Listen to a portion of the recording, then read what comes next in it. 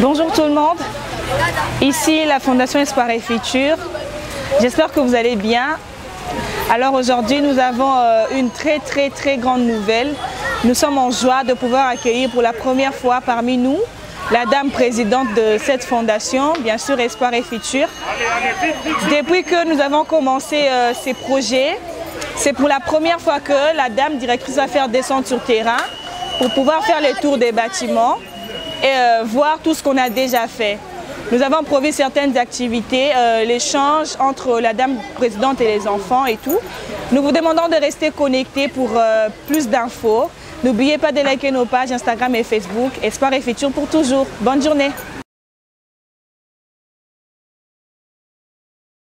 La réhabilitation de EP3 Lufungula par l'entremise de la Fondation Espoir et Futur sous le haut patronage de Madame Grace Moutiébélé, dernière a effectué une visite dans le cadre de s'imprégner de la situation auquel traversent ou étudient les élèves de EP3 Lufungula. À cet effet, un accueil chaleureux lui a été réservé dans le cadre de sa visite à l'EP3 Lufungula. Les enfants mobilisés pour accueillir cette dame de fer, la présidente de la Fondation Espoir et Futur de Madame Grace Moutiébélé. À cet effet, nous vous laissons suivre l'intégralité de sa visite dans l'EP3 Lufungula dans la commune de Lingwala.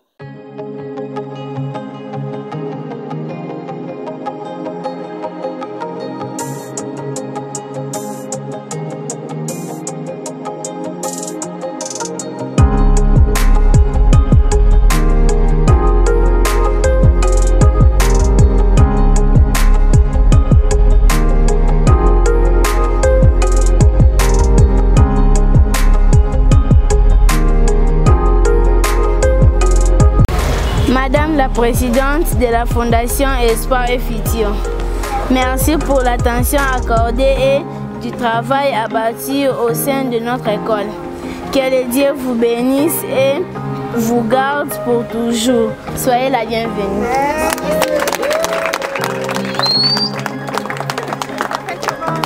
Je m'appelle Miradi.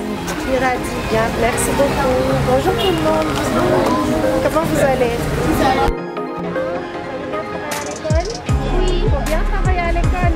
Ça va? Il faut étudier, il faut être à l'heure. Ok? Et garder l'école propre. Ça va? Ça va. Ok, je compte sur vous tous, ok? Très bien, je suis fière de vous.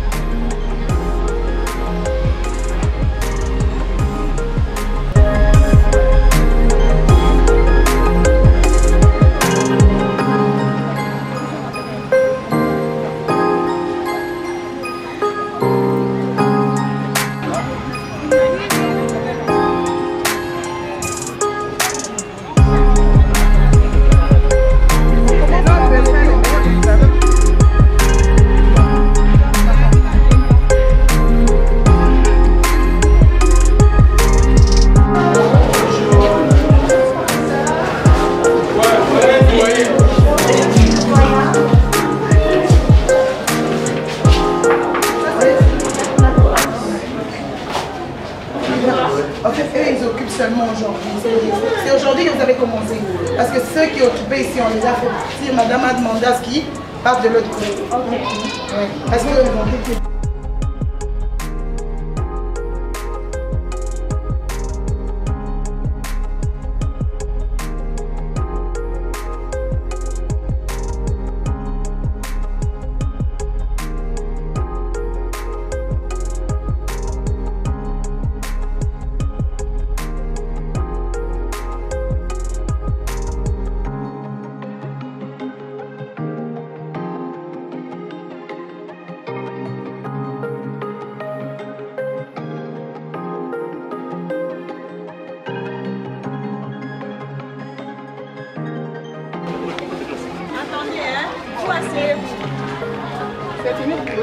pour ceux qui sont de l'après-midi, ils peuvent entrer.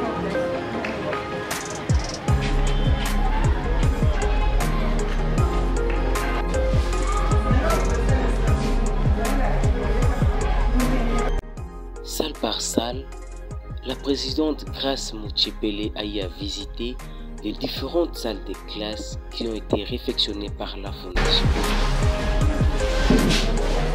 Vous allez avoir la chance de participer aussi cette fois-ci. Les autres sont partis, c'est vous maintenant qui allez participer. Là, c'est mes élèves de 3e humanité commerciale, je dis 5e, avec les nouvelles appellations. Futurs finalistes déjà. Très bien. Très bien. On peut continuer, c'est très bien. Que ça soit. On connaît qui sont C'est la présidente de la fondation.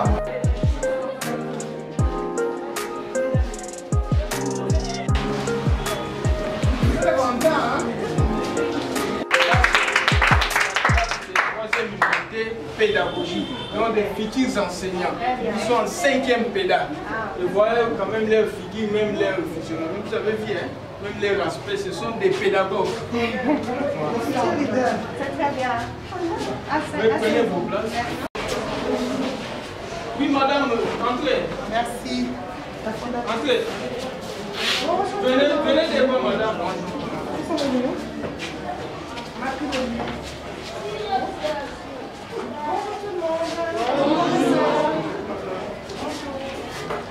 C'est la Fondation Espoir et Futur, c'est la présidente De la fondation. Espoir et Futur, c'est elle qui a fait faire les travaux que vous êtes en train de présenter, les bancs et tout. C'est elle qui s'occupe de la Fondation Espoir et Futur et de la réhabilitation de l'école. Enchanté. Applaudissez.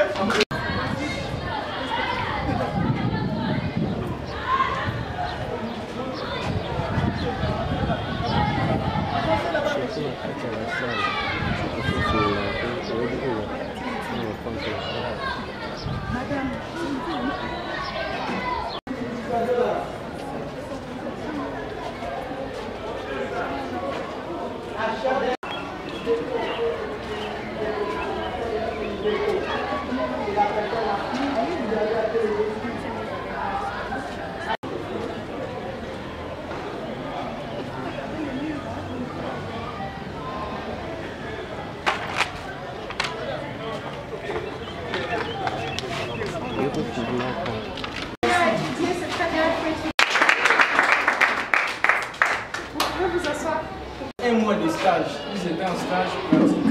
Ils viennent de reprendre aujourd'hui. C'est ce qui fait qu'un bon nombre continue les stages et la fatigue.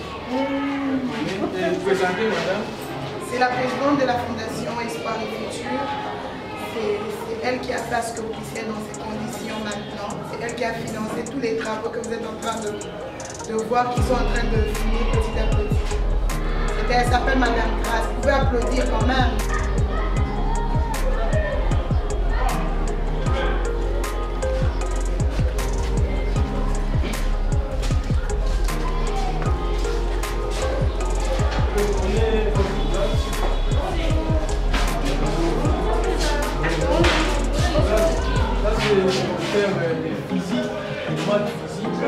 Vous avez vu les exercices. Et là, nous sommes dans la classe de 4e humanité sociale, c'est-à-dire 6e sociale.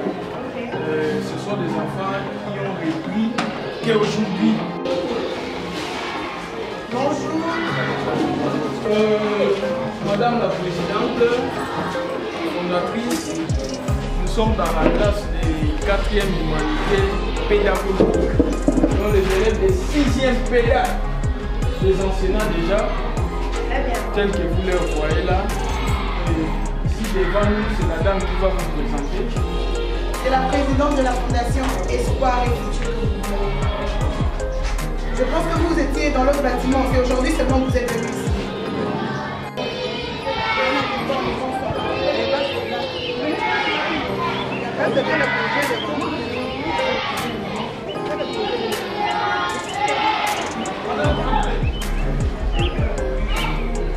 Il va mourir là-bas. Hein? Mourir pourquoi?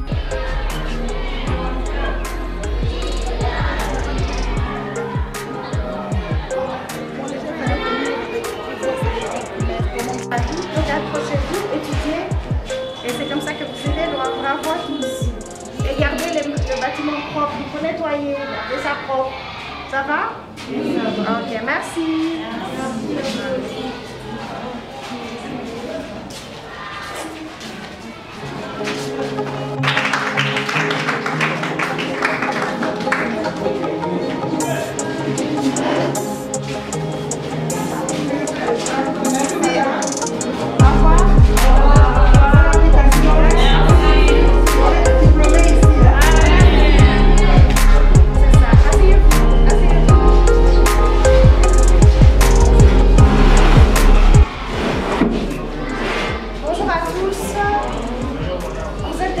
Enseignants, des pédagogues, vous devez prendre soin de votre école, nettoyer, montrer l'exemple, continuer à étudier. Vous êtes des grands par rapport aux autres, montrez-leur l'exemple, comme ça on peut continuer à investir dans votre établissement pour que les prochaines générations puissent étudier dans de bonnes conditions, comme vous pouvez étudier dans de meilleures conditions que ceux qui étaient avant vous. Donc continuez et nous sommes là pour vous soutenir. Merci beaucoup. Et les conditions dans lesquelles nous avons retrouvé les salles, en tout cas, on a pleuré. Elle est là, c'est Maman Grâce Uchebele qui s'occupe de ce bâtiment. Voilà, mettez-vous. Voilà, bonjour à tout le monde. Occupez ici, rapide. Les amis, rapide.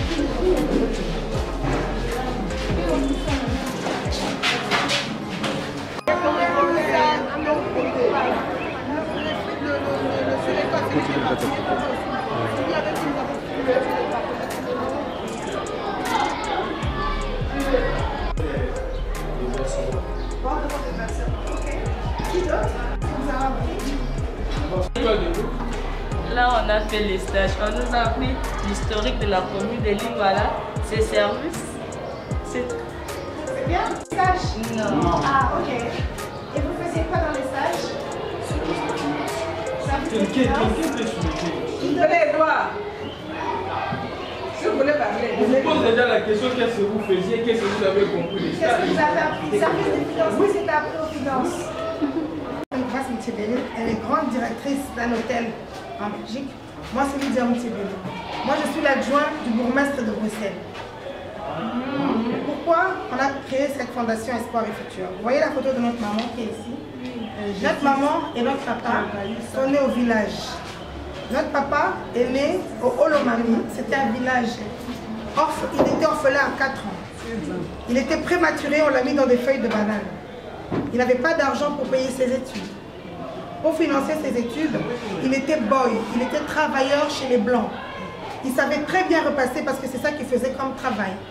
Mais vous savez comment il a pu payer ses études? Grâce à cet argent qu'il gagnait. Et parce qu'il était brillant à l'école, il était orphelin, il n'avait pas de papa et de maman pour payer ses études. On a vu qu'il s'appliquait très bien, il a eu une bourse. Grâce à cette bourse, il a pu aller au secondaire à Kananga.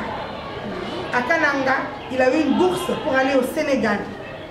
Ma maman et mon papa étaient très pauvres, tous les deux de famille pauvre, ils se sont mariés. Quand ils se sont mariés, les gens même ont dit à ma maman, n'épouse pas ce monsieur, il est tellement pauvre, qu'est-ce qu'il va faire de toi? Ma maman était mathématicienne, mon papa était ingénieur, mais les pauvres, ils n'avaient rien pour payer leurs études, c'était la bourse de l'État congolais parce qu'ils s'appliquaient bien. Mais quand ils ont fini les études, ils n'avaient personne. Quand vous êtes de famille pauvre, qui va vous recommander au travail? Vous n'avez rien. Mais c'était des personnes qui priaient beaucoup et c'était des personnes très appliquées et qui avaient de bons contacts avec les gens. Quand vous êtes bien avec votre préfet, avec la directrice, avec le professeur, vous ne savez pas, et entre vous-même, peut-être un jour l'oncle de l'un de vous va devenir quelqu'un au Congo et la personne va dire, mais moi j'étudie avec quelqu'un de bien. Et qu'est-ce que je voulais vous donner comme message, c'est que nos parents qui étaient pauvres sont arrivés juste en Europe. En Europe, ils nous ont permis à nous de payer les études. Mais nos parents sont morts très vite, 68 ans. Tous les deux sont décédés. Mais nous sommes responsables parce qu'on avait déjà bien étudié. Encouragés par qui? Des parents qui viennent de familles pauvres. Nous, voilà, c'était un chef coutumier, nous a dit que nous avons montré les types d'histoires de la commune de nous, voilà. Voilà. Très bien. Les filles, défendez maman, non? Question défendue. Est-ce que je peux dire un mot? Oui ou non? Oui puis les garçons. C'est comme ça les hommes dominent toujours les femmes. Hein. Mais les femmes, c'est la fondatrice, une dame qui est là. Vous voyez, les hommes sont à côté. Oui, monsieur. C'est pour connaître, pour savoir ce qui se passe dans la commune de Lingwala. Et puis pour connaître toutes les activités qui se passent là-bas. Il faut protéger les travaux qui ont déjà été effectués. C'était pour votre bien. Donc vous venez ici, on vous a choisi parce que vous êtes plus âgés que cette école primaire qui ont détruit les bâtiments. Déjà, il faut savoir. On est encore en train de négocier pour que les autres ne reviennent pas ici. 4e humanité commerciale. Vous me permettez de vous dire, c'est parmi les enfants qui viennent aussi des stages et les sociologues là-bas. C'est aujourd'hui qu'ils ont repris les cours.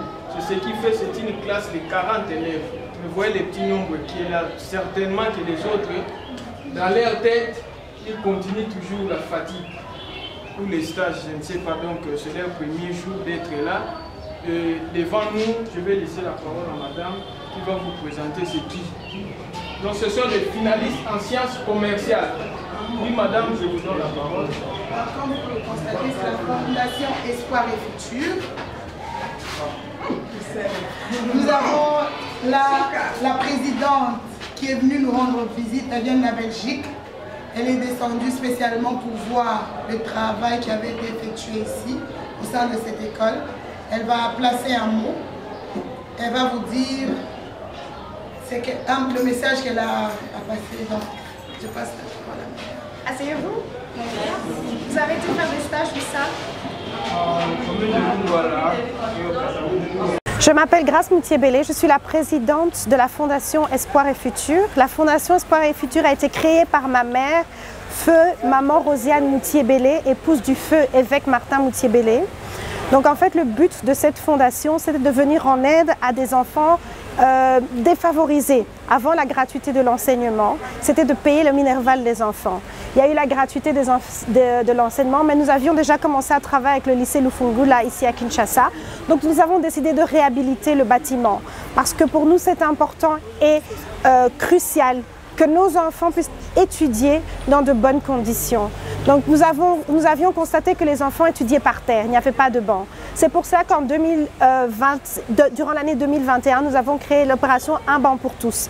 Il s'agit de quoi? C'est de pouvoir sponsoriser les bancs pour que nos enfants du lycée Lufungula puissent étudier dans des conditions décentes, qu'ils puissent tous être assis sur des bancs. Et c'est ce que nous avons fait. Nous avons fabriqué plus d'une centaine de bancs. Mais en même temps, nous avions vu que le bâtiment n'était pas propre, le bâtiment était insalubre. Donc nous avons décidé d'également réhabiliter le bâtiment en peignant les surfaces dans les murs, le plafond, le sol, pour que nos enfants puissent être dans des bonnes conditions.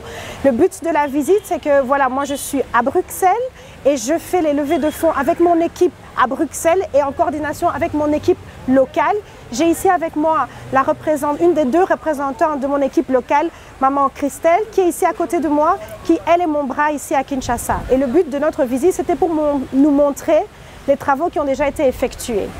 Kinshasa, 24 communes, plusieurs écoles. Pourquoi seulement le choix du Fongo, la précision dans la commune de Lingwala? Très bien. Le choix a été fait à l'époque où il n'y avait pas la gratuité. Et nous avions décidé de prendre une école où il y avait beaucoup d'enfants qui ne venaient pas à l'école parce qu'ils n'avaient pas les moyens de payer le minerval. Il y avait des enfants de soldats, il y avait des orphelins et nous payons le minerval de plusieurs orphelins de cette école. Donc c'est pour ça que nous avions décidé de commencer avec ce lycée. Le travail est très grand, je suis consciente de ça et c'est pour ça que je suis ici parce que nous avons décidé de commencer à trouver encore d'autres écoles dans la ville de Kinshasa et nous allons nous élargir partout au Congo parce que nous allons soutenir l'enseignement au Congo qui est notre patrie natale. Il y a plusieurs secteurs dans la vie.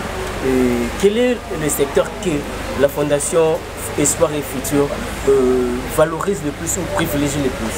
La Fondation Espoir et Futur valorise l'éducation. Pourquoi? Je vous ai dit que je suis la fille de l'évêque Martin Moutier-Bélé et je suis la fille de maman Rosiane Moutier-Bélé. Mes parents étaient des enfants de pauvres. Ils n'étaient pas connus. Ils sont morts, si vous voyez comment ils ont été enterrés comme des ministres. Mais mes parents ont été connus pourquoi? Parce qu'ils ont étudié. Et c'était tout ce qu'ils ont fait. Étudier, être appliqués, croire en Christ, servir le Seigneur, être bien avec les gens autour d'eux. Et c'est pour cela que la Fondation Espoir et Futur a pour but de valoriser l'éducation. Parce que via l'éducation, nous pouvons changer des nations. Via l'éducation, nous pouvons changer des vies. Et c'est pour cela que la Fondation Espoir et Futur se base sur l'éducation. Voilà, un mot, un message à tous ceux-là qui doutent peut-être de la Fondation Espoir et Futur. En tout cas, si vous doutez, venez voir le lycée Lufungula, parler avec nos enfants, parler avec nos professeurs, parler avec les préfets. Et en tout cas, il ne faut pas douter parce que nous sommes actifs sur le terrain, non seulement à Kinshasa, mais à Bruxelles. Et ce n'est que le début, en fait, de la Fondation parce que nous allons nous élargir et vous entendrez parler de nous. Merci beaucoup. Professeur, bonjour. Bonjour. Vous êtes comme les témoins de la Fondation Espoir et Futur, ici dans le P3 Lufungula. Quelle est votre impression par rapport à la présence de la présidente de la Fondation Espoir et Futur? D'ailleurs, moi, je suis un témoin qui peut vous éclaircir sur tout ce qui s'est déroulé au sein de notre EP3 Lufungula. On a débuté avec la Fondation C'est pas maintenant. Ça fait des années déjà passées. Au moment où les enfants payaient les frais de scolarité, il y avait des enfants pauvres qui ne parvenaient pas à se supporter, qui ne parvenaient pas à étudier à cause des frais de scolarité. Mais cette fondation s'est été présentée et elle a commencé à prendre les enfants en charge. Plus de 5 ans déjà passés. Il payait les minervales des enfants pour toutes les années déjà écoulées. Il supportait tous les nécessaires qu'on demandait pour que ces enfants puissent être en bonne et due forme avec les autres. Tout cela nous réjouissait, mais on était surpris d'un coup voir aussi cette fondation se présenter au moment où on a changé les prismes. On a dit que les enfants ne vont plus encore payer, on a lancé la gratuité. La fondation n'a pas voulu nous laisser. Il a dit non, comme on n'a pas voulu assez que je puisse supporter les enfants, je vais maintenant faire un geste pour que ces enfants puissent rester toujours avec moi dans leur mémoire. La fondation a réhabilité nos bâtiments. Les enfants étudiaient dans des conditions là énormes.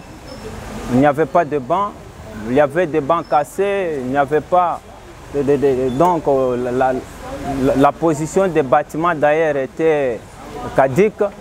La fondation a pris la responsabilité de réhabiliter, nous donner des bancs, plus de 100 en plus de bancs. Aujourd'hui, nous voyons nos enfants qui étudiaient dans des conditions là favorables et tout cela nous réjouit. Êtes-vous satisfait et la Fondation Espoir et Futur vous inspire-t-elle confiance? D'ailleurs, pour moi, je demande à ce que le bon Dieu puisse mettre encore une main de plus sur leur tête et qu'il puisse les combler de temps de bénédiction parce que de telles personnes dans la vie, il y a des gens qui ont des possibilités qui les casse-pieds dans des bars, dans des hôtels et peuvent faire des choses là inutiles qui ne vont pas la peine. Mais elles prennent la charge des enfants qu'ils ne savent pas, qu'ils ne visent pas l'intérêt dans leur vie quotidienne. Vous savez, ça, c'est un don aussi qui vient de la part de l'Éternel. Ce n'est pas confié à n'importe qui. Car il y a dans notre pays, il y a même des autorités qui ont tant de moyens mais qui ne songent pas à faire cela. Donc, que Dieu puisse bien le regarder et les soutenir. Merci beaucoup.